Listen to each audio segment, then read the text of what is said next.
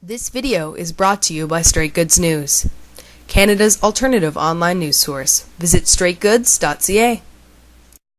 This report is a farce, that it does nothing to really make recommendations as to what the government needs to do. And on this particular issue? On this particular issue with Okay. violence. And I'll speak briefly and then I'll let you speak to Mylène Freeman, who is on that committee and has issued our independent report.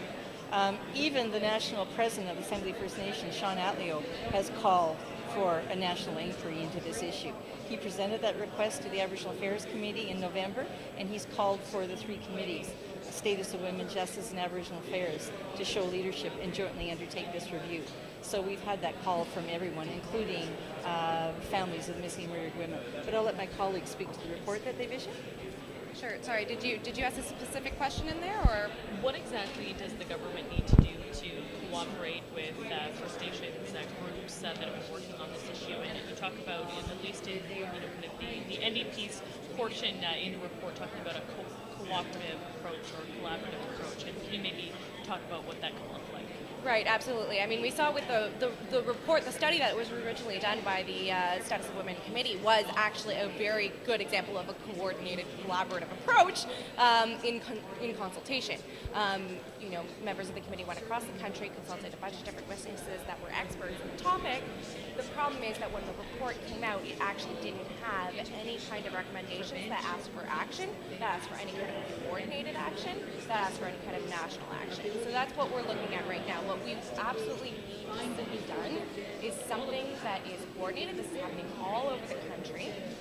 It's a systemic problem, and we absolutely need for things to be addressed in a core collaborative way with Aboriginal organizations, because Aboriginal organizations are on the ground dealing with these issues right now, but they need Canada's help. Aboriginal issues are clearly a federal, domain, and we're not doing enough to help them. So Now, the government of Canada, the federal crown, has the fiduciary responsibility for the rights and interests of Aboriginal women, and they should be stepping up to the plate and leading this inquiry. And as you said, there were 150 testimonies in the interim report. What happened? I mean, where did they all go?